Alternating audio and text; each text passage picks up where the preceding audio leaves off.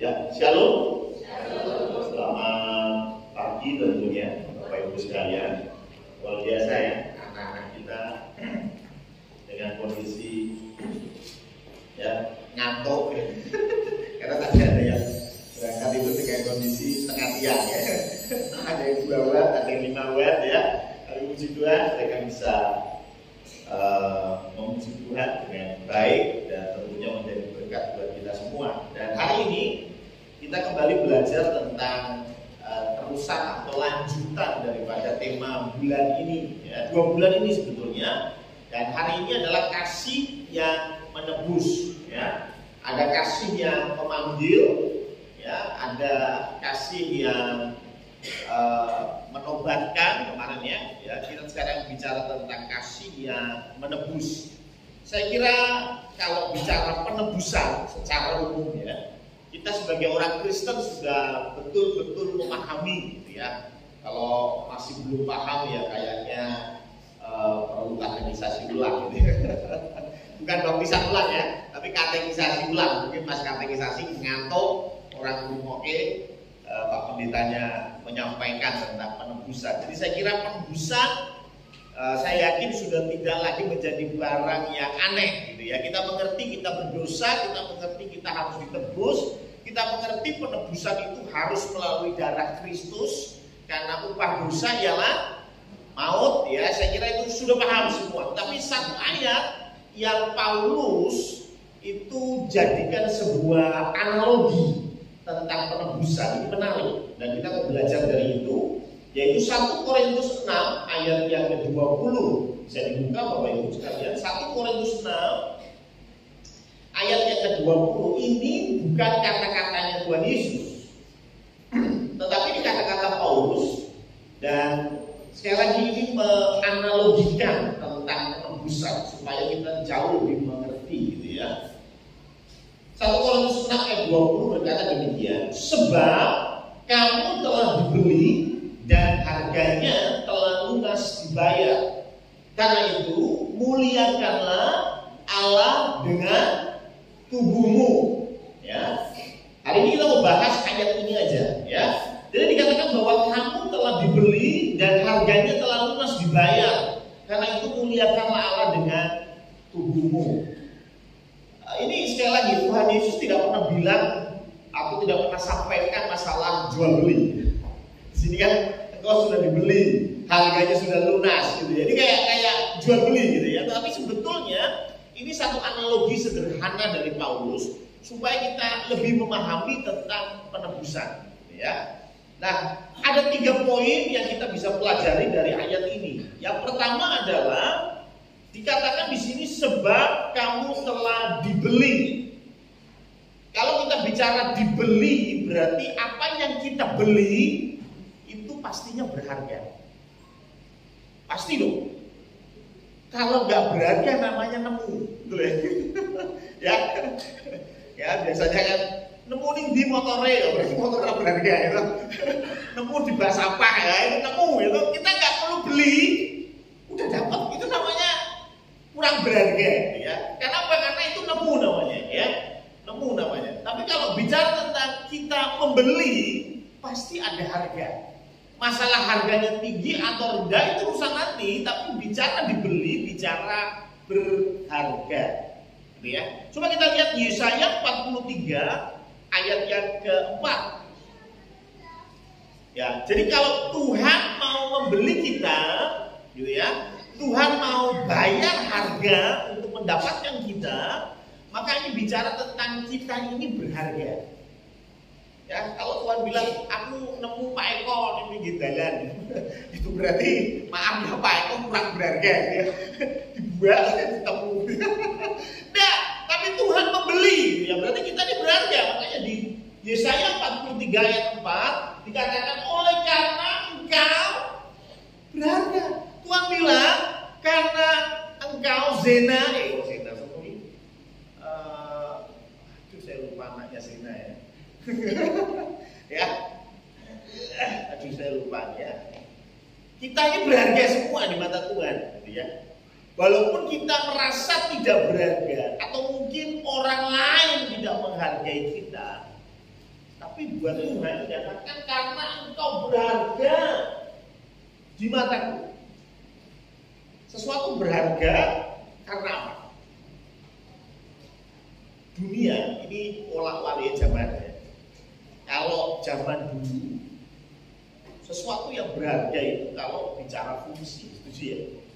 Tapi zaman sekarang sesuatu yang berharga itu tidak dilihat dari fungsi, tetapi dilihat dari prestisnya, dilihat dari menaikkan gengsi atau enggak. Saya kasih contoh, mobil harga 100 juta sama mobil harga 10 miliar, fungsinya sama? Sama atau? Fungsinya sama, digas melaku, direm, mandek, itu bannya papat, udah. Cuman kenapa yang satu 100 juta, yang satu harganya 10 M, prestisnya apa? Mewahnya, ya oke lah, ya. Yang satu lambangnya burung garuda di depan, ya. Tapi yang satu lambangnya, ya, ada cewek begini, ya, Rolls Royce, ya, beda ya, beda banget, ya. Tas, ada yang tasnya, ada yang harganya tas 200.000, ada harga yang tas sampai ratusan juta. Bedanya apa? Sama-sama buat bawa barang, sama-sama ngelebokin bir, sama ya. Bahkan ada yang bilang, yang 100 juta itu terbuat dari kulit asli kok pendeta. Ya, 100 juta gak cuma dapat kulitnya, sekandang-kandangnya sapi bisa dapat, ya kan? Betul ya? Tapi kenapa kita beli lebih dan kita memandang itu lebih berharga? Bukan karena fungsinya, tapi lebih ke prestis sekarang. Dan menurut saya itu sesuatu yang aneh kalau kita beli hanya untuk prestis. Baju harga 100.000 sama baju harga 10 juta, fungsi sama? Kenapa Anda bayar 10 juta baju yang harganya 100.000? Gak make sense buat saya. Tapi banyak orang dunia beli bukan karena fungsi, mereka menganggap itu berharga bukan karena fungsi, tapi karena menaikkan gengsi. Ya. Nah, dalam konteks kita berharga di hadapan Tuhan, apa sih yang bikin kita berharga? Apakah menurut teori marketing atau teori pasar, ya, bahwa semakin banyak stok, sedikit permintaan, harga? Ayo, stoknya besar, permintaan sedikit, harga turun, ya kan? Semakin tidak berharga, gitu ya. Contohnya Anda jualan air pada waktu banjir, nggak berharga ya. Kenapa? Banjir di mana-mana banyak air, Anda jualan air, ya kan? Tapi kalau stoknya sedikit, permintaan banyak, harga naik. Jualah air pada waktu kekeringan, betul ya? Sama-sama air, tapi yang satu berharga, yang satu kurang berharga, ya? Karena kondisi market atau pasar. Tetapi kalau bicara tentang Tuhan yang memandang kita berharga, apa yang membuat kita berharga? Yang pertama dikatakan, karena aku ini mengasihi engkau, ya. Dan aku ini mengasihi engkau. Jadi alasan pertama kenapa kita berharga tidak lain dan tidak bukan karena Allah mengasihi kita. Ya, mungkin saya punya foto atau bukan foto ya, baju misalnya. Saya punya baju, mungkin bajunya sudah lama dan mungkin buat Mas Purwoko itu nggak berharga. Tapi buat saya baju itu berharga. Kenapa?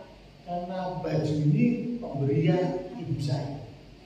Contoh, ini berbeda.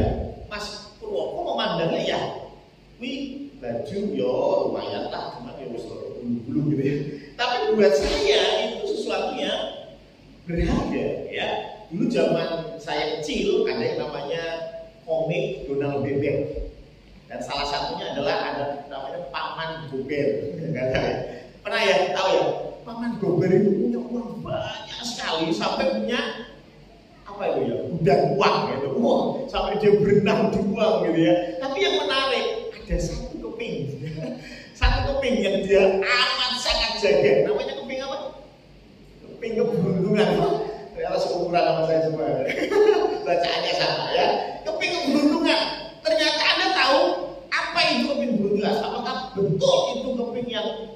membuat paman Gobel beruntung, tidak. Ternyata itu keping atau dolar pertama yang didapatkan oleh paman Gobel.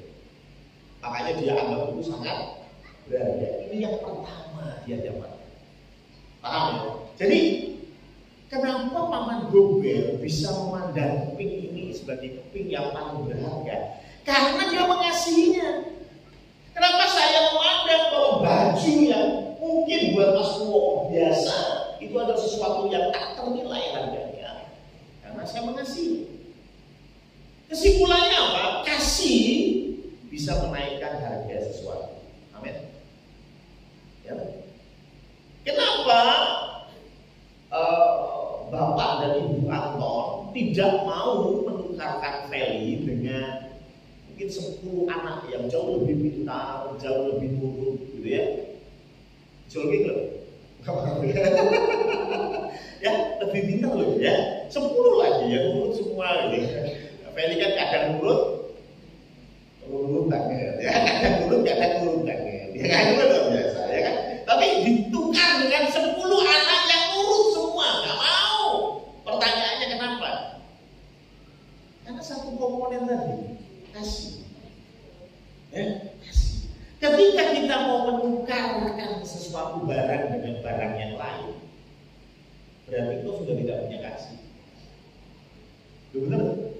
Kalau kau sudah bisa menukarkan barang dengan barang yang lain, ya tidak punya kasih. It's okay kalau itu barang. Betul ya? Mas Alfian, kau usah kok dulu ganti sih. Hanya boleh? Boleh ya. Ngapain kita jatuh cinta sama motor? Betul? Ya motor harus usaha juga ya. Ngapain ngurusin? Betul ya? Tapi ini anak nih. Anak ini masalah. Apa dia bisa tukar tambah? Nah itu namanya Anda gak cinta sama anak. Betul ya? Jadi kasih itu akan bisa menggantikan. Karena kasih itu membuat satu objek ini berharga. Jadi maaf ya, kita tidak perlu bangga. Oh Tuhan mengasihi aku karena aku ganteng. Enggak. Oh Tuhan mengasihi aku karena aku rajin ke gereja. Tidak.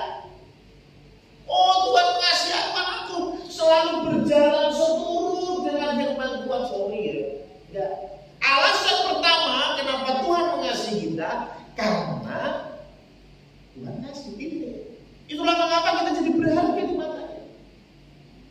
Bukan karena kita ganteng, pelayanan ibu sambil merem-merem. Ya. Tapi memang karena Tuhan mengasihi Pak Eko, maka Pak Eko berharga di matanya. Itu yang pertama. Kenapa kita dihargai oleh Tuhan? Karena Tuhan mengasihi kita. Yang kedua, 1 Petrus 3 ayat 4. 1 Petrus 3 ayat 4 berkata demikian. Tetapi perhiasanmu ialah manusia batinia yang tersembunyi dengan perhiasan yang tidak binasa, yang berasal dari roh yang lemah lembut dan tentram, yang sangat berharga di mata Allah. Jadi yang kedua, yang Allah lihat itu adalah yang tersembunyi, ya, roh yang lemah lembut dan tentram. Ini kalau saya gabungkan dengan ayat-ayat lain, ini sebetulnya Petrus ini bicara tentang apa sih? Dia sedang menyinggung orang-orang yang ke gereja dengan perhiasan yang luar biasa. Jadi datang ke gereja itu bukan maksud ke gereja, tapi maksud pamer. Kalau yang paling gede di rumah dipakai pas kapan? Ke gereja. Yo tidak salah, tidak salah. Sepatu yang terbaik, termahal dibawa pas ke gereja. Boleh? Oh boleh. Saya sudah bilang loh, kita ini menghadap Tuhan loh, ya loh. Maka pakailah pakaian yang terbaik, pakailah sepatu yang terbaik. Cuma pada waktu itu orang mulai pamer. Ini loh, aku punya sepatu harga 20 juta. Jadi kalau masuk ke gereja itu sebenarnya apa cincin jari. Ya supaya pada tahu gitu. Ya duduk mana ya? Oh duduk situ ya.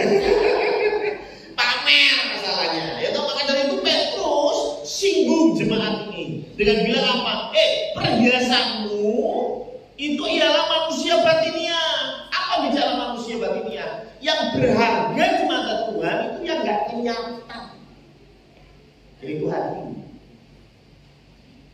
Ya, yang berharga di mata Tuhan itu hati kita. Kenapa? Karena buat Tuhan, kenapa Tuhan memandang kita berharga tidak terlepas dari kisah penciptaan. Kita ini diciptakan segambar dan serupa dengan Allah. Pertanyaannya, apakah Tuhan itu modelannya kayak Mbak Ari? Ya, rambutnya keriting-keriting seksi gitu ya. Atau seperti saya, yang bodinya gemuk basah, ya kan? Kan ada apa? Kurus, kering. Berarti kebalikannya gemuk basah, ya kan? Jadi gemuk basah ya. Apa model gemuk basah ini modelnya Tuhan? Hanya enggak. Apa maksudnya segambar dengan serupa dengan Allah? Hatinya. Kalau engkau lemah lembut, engkau pemaaf, engkau mengasihi sesama, itu segambar dengan Allah. Jadi yang membuat kita berharga di mata Tuhan itu. Kalau kita, ya maaf, hidup tanpa berfungsi bagi Allah, maka Allah melihatnya tidak berharga. Ya, kalau fungsi itu tidak ada, ngapain Tuhan menyala kita? Kan gitu tuh. Jujur saja. Ya, sama seperti tadi saya prolog, manusia sekarang sekolah balik. Mereka tidak melihat lagi fungsi, tapi mereka melihat prestis. Mereka melihat, pamer, meningkatkan apa? Harga diri. Tetapi Tuhan tidak. Tuhan akan melihat fungsi. Kalau Buarti lebih berfungsi daripada saya, maka di hadapan Tuhan Buarti lebih berharga. Selesai. Ya, mungkin kita di rumah ada 2 blender. Satu blender yang mahal, mereknya keren pokoknya. Yang satu blender yang biasa. Bendino sing dinggo, kayak ibu-ibu ini luar biasa ya. Yang dipakai yang jelek biasanya. Pakai yang jelek terus dipakai yang bagus yang harganya mahal, disimpan lembut ke lemari, orang tahu dinggo. Tapi jujur itu kita ya, karena kita melihatnya apa? Ini larang. Aku tuku pitung yuto, dicicil ping 10. Sedangkan ini saya beli blender 250.000, ya. Tapi maaf, menurut Tuhan mana yang lebih berat? Yang blender yang murah. Kenapa? Berguna. Si pitung yuto ngebak-ngebaki lemari. Setuju? Ya. Tuhan akan melihat yang paling berharga. Ya. Piring di rumah juga sama tuh. Piring yang terbaik disimpan di lemari, nggak pernah dipakai. Nggak pernah dipakai pembajakan. Sedangkan yang kita pakai piring plastik. Astaga, ngapain ya? Anda punya yang terbaik ngapain nggak dipakai? Kembali. Tapi bagi Tuhan yang terbaik, yang berharga di mata Tuhan, yang berguna. Ya, kalau Tuhan mau pakai kita, ingat saya pernah bilang, kenapa sih Tuhan ciptakan manusia? Kejadian pasal 2 bicara, Tuhan menciptakan kita menjadi rekan sekerjanya Allah. Ya.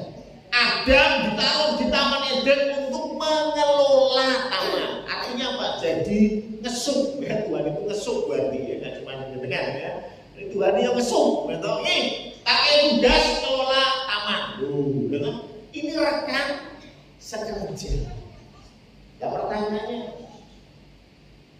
kita berfungsi nggak? Mas Firman dikasih tugas, ditaruh di tengah-tengah keluarga. Buat apa? Mengusahakan keluarga. Betul Mas Firman? Orang mungkin juga kan bangun rumah itu urusan belakang. Tapi ya Tuhan masih, kamu tak taruh di tengah-tengah keluarga, jadi kepala keluarga untuk memanage keluarga. Itu dulu. Betul nggak? Pak Budi, Tuhan tahu di tengah-tengah toko. Buat apa? Parkir? Ngapain kita? Bukanlah untuk mengelola. Sehingga sekarang omsetnya semakin naik. Kenapa? Karena dikelola dengan benar. Tuhan tahu itu.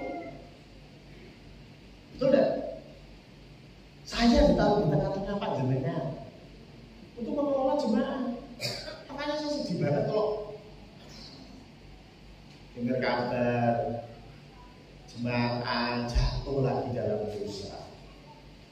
Itu saya tidak masalah jumlah. Lebih baik saya punya 10 jemaat, tapi 10-10-nya takut akan Tuhan. Betul enggak?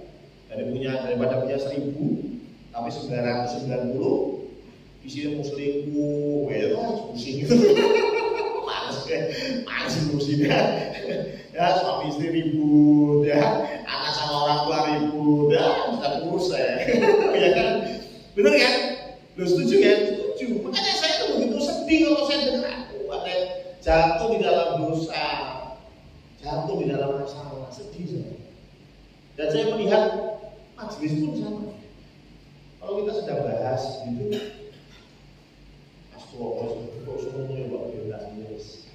kita doakan.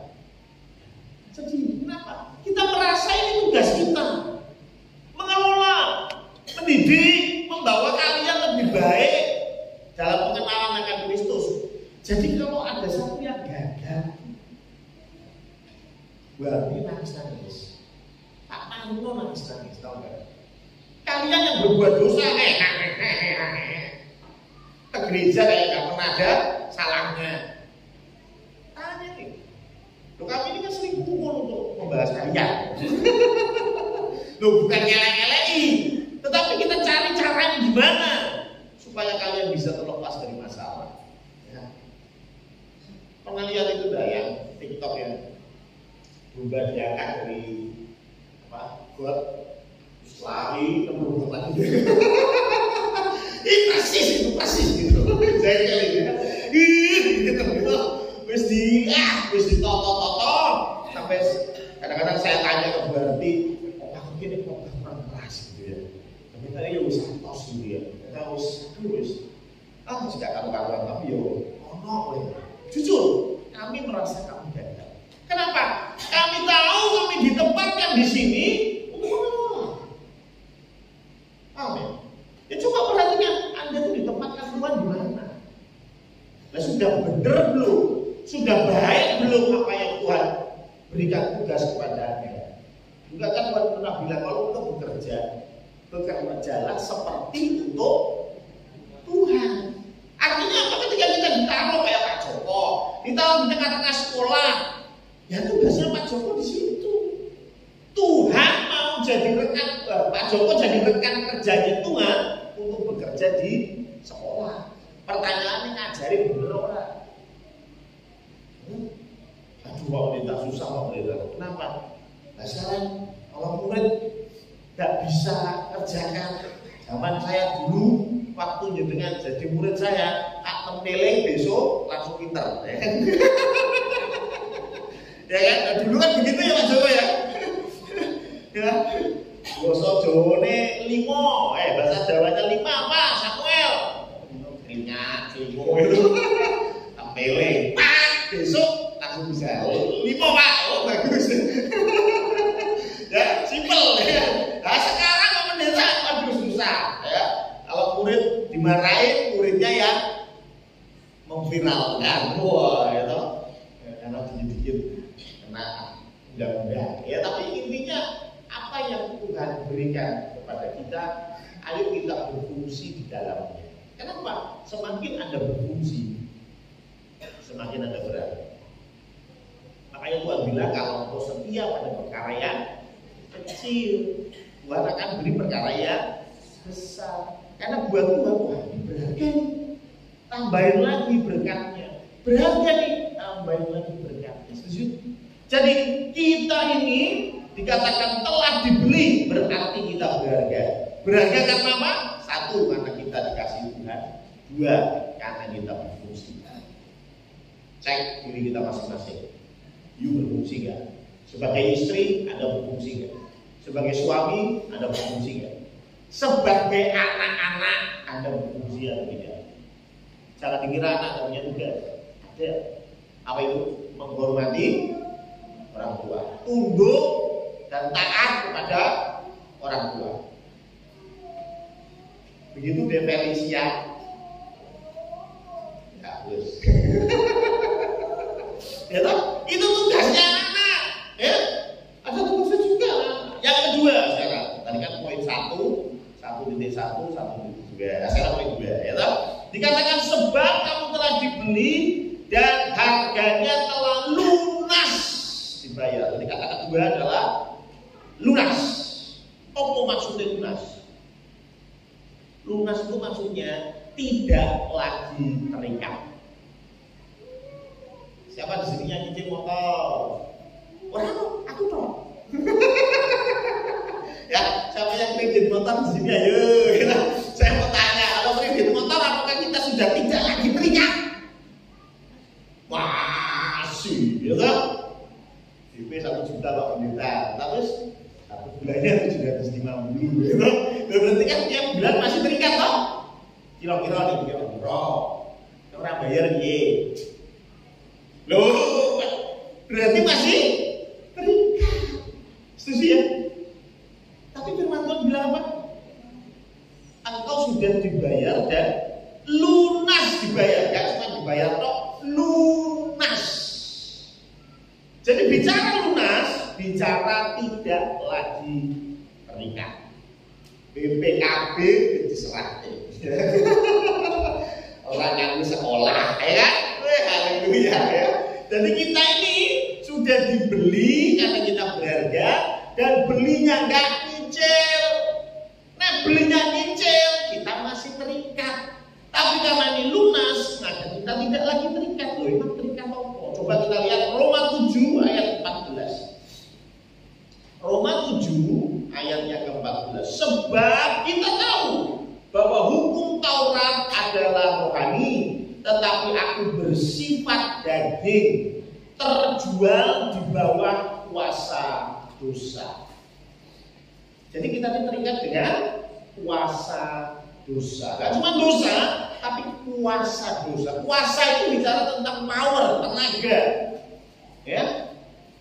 Dan banyak di antara kita tidak bisa berkutik di bawah kuasa dosa karena masih terikat. Tapi Tuhan bilang, kamu sudah dibayar lunas. Artinya kita sudah tidak lagi di bawah kuasa dosa. Coba Roma 6 ayat 6. Karena kita tahu bahwa manusia lama kita telah turut disalibkan, supaya tubuh dosa kita hilang kuasanya, agar jangan kita menghambakan diri lagi kepada dosa. Jadi banyak di antara kita itu masih terikat dengan kuasa dosa. Bentuknya apa sih kuasa dosa? Sederhana, kenikmatan daging. Makanya jelas dikatakan di sini, aku ini daging, bersifat daging. Maka sering sekali firman Tuhan bilang apa? Roh itu menurun, tapi daging lemah. Bicara dosa itu bicara daging. Kenapa kok Anda korupsi? Pasti urusannya daging. Biar tiap bulan bisa bulan BLC gitu. Karena kan jelas daging. Ya kan apalagi ya. Ya, kenapa Anda nyolong motor? Ayo, alasan pasti daging, tidak mungkin roh. Tidak mungkin, pasti urusannya daging. Dan ini yang jadi pengikat kita, yaitu apa? Seringkali dosa itu memframe bahwa ikut lagu, aku ini enak. Ayo, dosa itu selalu mikirnya dulu, ikut lagu, aku ini enak. Anda di rumah disia-sia sama suami, ikutlah aku, tahu, penny, ini ya. Bener ya? Oh, juga ada yang jawab. Kalau ada yang jawab, mikir ya. Sekarang tambah pinter-pinter ya, gak mudah terjebak ya. Ya. Artinya apa? Yang namanya dosa pasti dimingi sih ya. Sih enak wis toh, yakin. Ya gak mungkin ya gak enak. Saya dulu waktu SMA yang budaya kan sama. Terus rasa sinau. Gawe catatan cilik, ya toh, ditulis cilik-cilik seriti, gitu kayak ya toh, gunting ya. Kalau dulu perempuan lah lebih ekstrim, ditaruh di belakang rok masih gitu ya. Ya toh ditambal gitu kalau paling buka gini gitu. Aduh, ya kalau laki-laki agak susah ya. Waduh, pentingnya gimana ya? perlu belajar, nilainya bagus. Itu kan iming-imingnya. Itu iming-iming dosa. Kenapa? Karena zaman dulu kalau dapat nilai ulangan 5, siap-siap dijewel Bapak Ibu. Zaman sekarang ulang dapat nilai 5, gurunya diseneni Bapak Ibu. Bedanya itu ya. Anak saya pintar kok dapatnya 5. Ya, Bapak Ibu sih belo. Zaman dulu saya, dapat 4 Bapak bisa ya. Ya alamat itu ya, alamat ya. Ya, saya pernah dilaporin sama biji gitu, saya masih ingat ya. Saya masih SD itu dilaporin sama biji. Gak tahu biji ngelaporinnya saya nakal apa saya pohon gitu ya. Pokoknya intinya habis dilaporin saya dimarahin sama bapak saya. Biji yang menyesal. Aduh, kok anu yoyok dimarahin, kasihan. Ya, puji Tuhan akhirnya setelah itu kita kok kali bawah ya. Kita bersepakat untuk hal yang buruk ya. Jadi intinya zaman dulu loh, kita kentek, kita kontak itu supaya apa? Supaya tidak dimarahin orang tua. Ya. Wah, orang tua nanti kita dapat nilai jelek, selesai, ya selesai ya. Maka dari itu bagaimana caranya supaya nilai baik tanpa belajar? Dosa kasih ini. Lah. Ya nontek adalah ya pakai catatan kecil-kecil ya. Makanya saya dulu pernah cerita loh, saya punya teman-teman itu ada expertnya masing-masing ya. Ada yang pintar bahasa Indonesia, ada yang pintar bahasa Inggris, ada yang pintar matematika. Jadi kalau pas ulangan matematika yang kerjakan cuma satu orang ini aja ya, yang lain ringan gitu. Nanti kalau udah selesai itu melebihi WA ya, langsung cepat ya, semua kopi pasti ya, mantap. Kalau pas bahasa Inggris wah jagonya si B kerjakan ya, saya tidur-tiduran, yang lain juga tidur-tiduran ya, supaya apa? Meringankan beban ya, karena kita sudah saling mentok royong ya. Ya jangan dicontoh ya, ini pengalaman yang buruk ya. Tapi intinya dosa pasti ngiming-ngimingi, betul. Apapun itu pasti, percaya saya. Dan ketika itu terjadi, sebetulnya kita masih di bawah kuasa dosa. Makanya yang perlu dipahami, yang perlu berubah itu adalah Roma 12 ayat 2. Roma 12 ayat 2 berkata, janganlah kamu menjadi serupa dengan dunia ini. Jangan jadi dunia ini. Jangan podo karo dunia.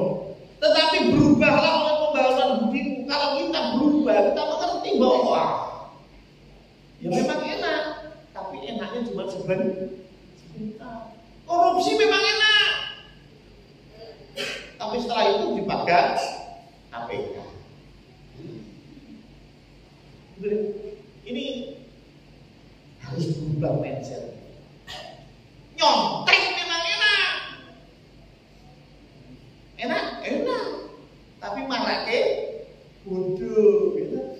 Saya lulus SMA itu bahasa Inggris Cina, karena di dalam satu geng tadi yang saya cerita, saya jelas bukan di ekspor bahasa Inggris, apalagi geografi. Kalau Pak Joko pasti sudah menebak saya gimana ekspornya. Lainnya itu hancur Pak Joko ya. Lainnya itu hancur gitu ya. Tapi nilainya bagus ya. Karena teman ya. Punya banyak teman. Tapi saya mengerti bahwa itu sesat. Setelah itu, jadi bodoh dulu. Jadi paling bodoh. Karena memang nggak pernah belajar. Hal yang sama tadi saya bilang, Anda tidak diurusi suami, jangan khawatir, ikutlah saya, akan saya urusi. Diurusi? Sudah diurusi nggak Pak? Ya, diurusi nggak ya? Diurusi, jangan khawatir ya, diurusi. Pertanyaannya sampai kapan?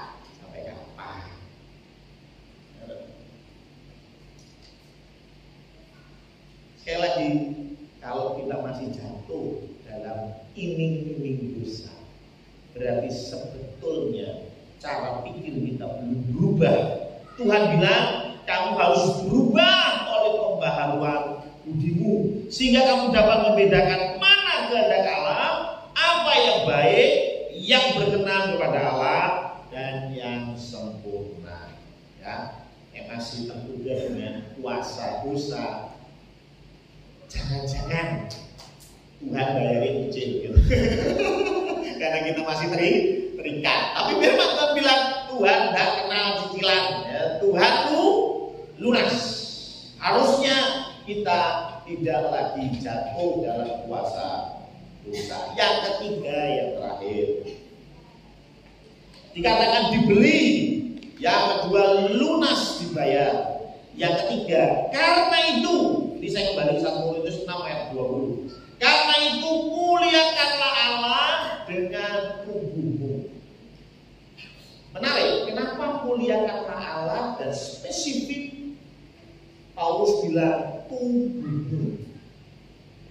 Bukankah kita harus mengasihi Tuhan dengan tubuh, jiwa, dan roh? Kasihlah Tuhan Allahmu dengan segenap hatimu, segenap jiwamu, segenap akal budimu, dan kekuatanmu. Komplit jerit. Tapi kok di sini cuma nulis tubuhmu? Ada dua alasan. Yang pertama adalah kalau kita lihat perikop ini Paulus sedang menyinggung tentang perzinahan yang terjadi di tengah-tengah jemaat. Ya, karena itu Paulus mengatakan, tubuhmu itu sudah dibunuh. Jadi tidak bisa sembarangan. Di situ juga Paulus bilang bahwa tubuh suami itu milik istri, tubuh istri milik suami.